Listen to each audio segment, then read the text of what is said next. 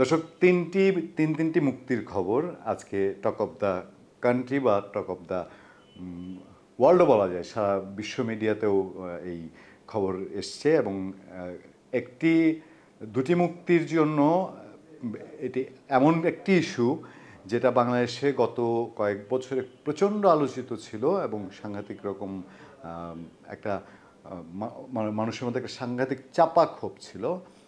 আর প্রথমটি যেটি আমরা বলবো সেটিও অন্তত বাংলাদেশের একটা বড় সংখ্যক জনগোষ্ঠী যারা বিএনপি চেয়ারপারসন এবং খালেদা জিয়ার অনুসারী, সমর্থক বা ওয়েল উইশার, তারা বেগম খালেদা জিয়ার কারাবন্দির বিষয়টি সহজভাবে মেনে নিতে পারেননি। আমরা দেখেছি অনেকে কান্নাকাটি করেছেন, অনেকে সেদিনটিতে আমরা ঢাকায় উপস্থিত ছিলাম পেশাগত দায়িত্ব পালনের জন্য, এবং অনেক বিএনপি সমর্থক, আমার সঙ্গে একজন ক্যামেরাম্যান কাজ করছিলেন, তিনি বিএনপির সঙ্গে রাজনীতির সঙ্গে সম্পৃক্ত, তিনি কান্নাকাটি করছিলেন।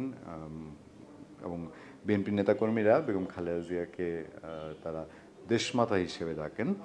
তো সেই বেগম খালেদা জিয়া নিয়ে মানবজমিনের খবর হচ্ছে মুক্তি পেলেন খালেদা জিয়া, সমস্ত পত্রিকায় এসছে, যেখানে বলা হচ্ছে বিএনপি চেয়ারপারসন এবং 3বারের প্রধানমন্ত্রী বেগম খালেদা জিয়াকে মুক্তি দেওয়া হয়েছে। আজ মঙ্গলবার এক আদেশে তাকে মুক্তি দেওয়া হয়।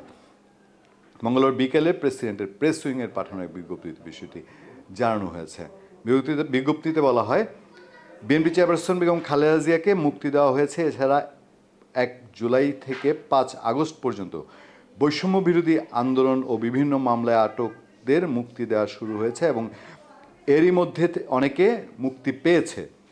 দুর্নীতি মামলায় 8 ফেব্রুয়ারি 2018 সালে খালেদা জিয়াকে কারাগারে পাঠানো হয়েছিল। পরে বাসায় থেকে চিকিৎসা ও বিদেশ না যাওয়ার শর্ত সাপেক্ষে 6 মাসের জন্য কারাগার থেকে মুক্তি দেওয়া হয়। পরে কয়েক দফায় সেই মেয়াদ বাড়ানো হয়। খবরটি নিশ্চয়ই বিএনপির নেতাকর্মীদের জন্য খুবই স্বস্তিদায়ক এবং এখন মুক্ত বেগম খালেদা জিয়া তার চিকিৎসার জন্য তিনি দেশের বাইরে যেতে পারবেন, এ নিয়ে আর কোনো সন্দেহ থাকার কথা নয়।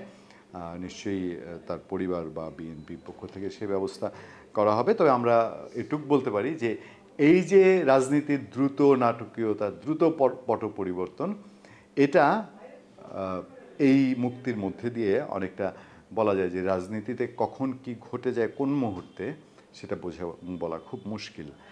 এর পরের খবরটি হচ্ছে আলোচিত, সমালোচিত, ঘৃণিত আয়নাঘর। সে আয়নাঘর ভেঙে তছনছ, একদম গুঁড়ো গুঁড়ো কাচের টুকরো আয়নাঘর হয়ে গেছে।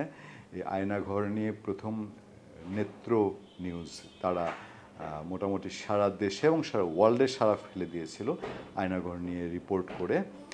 সেটিরও নিউজটি এসছে বণিক বার্তায়। হেডলাইন হচ্ছে, মুক্ত হলেন ব্রিগেডিয়ার আজমি ও ব্যারিস্টার আরমান। খবরে বলা হচ্ছে, বহুল আলোচিত বন্দিশালা আয়নাঘর থেকে মুক্তি পেয়েছেন বরখাস্ত ব্রিগেডিয়ার জেনারেল অবসরপ্রাপ্ত আবদুল্লাহিল আমান আজমি এবং ব্যারিস্টার আহমদ বিন কাসিম আরমান।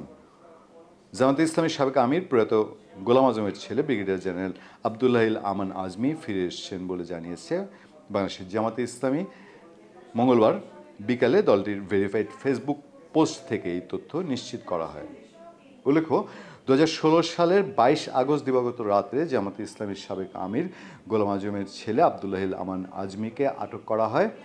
আজমি সেনাবাহিনী থেকে বরখাস্ত হওয়ার সময় ব্রিগেডিয়ার জেনারেল পদে কর্মরত ছিলেন।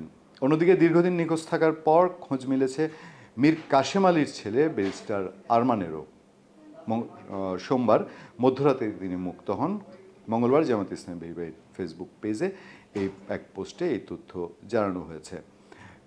খুব আলোচিত এবং সমালোচিত, ঘৃণিত বলেছি এই কারণে যে আয়নাঘর এমন একটি জায়গা যেটা নেত্র নিউজের রিপোর্টে ছিল। আপনারা জানেন যে এটা এমন একটা পরিস্থিতির কারাগার ছিল যেখানে কারো যে সাধারণ যে জেলখানায় গেলে একটা মানুষের খোঁজ জানা যায়, আত্মীয় স্বজন দেখা করতে পারেন, কথা বলতে পারেন, সেরকম ছিল না। এবং এই দুইজনকে এই আটক এবং আয়নাঘরে রাখা নিয়ে সে সময়কার আইনশৃঙ্খলা বাহিনী তারা তথ্য অস্বীকার করেছেন, গোপন করেছেন। তারা বলেছেন যে তাকে আটক করেননি। যাই হোক, এই তিনটি মুক্তির ঘটনা, খালেদা জিয়ার মুক্তি পাওয়া এবং নিশ্চয়ই বাংলাদেশের রাজনীতিতেও এটার একটা প্রভাব পড়বে।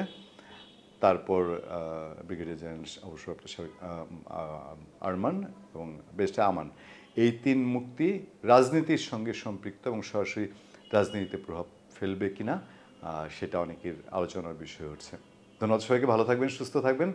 সত্য, করুণা এবং সহনশীলতার সাথে আপনাদের সাথে সবসময় আছি আমি আতিক রহমান, পূর্ণিয়া।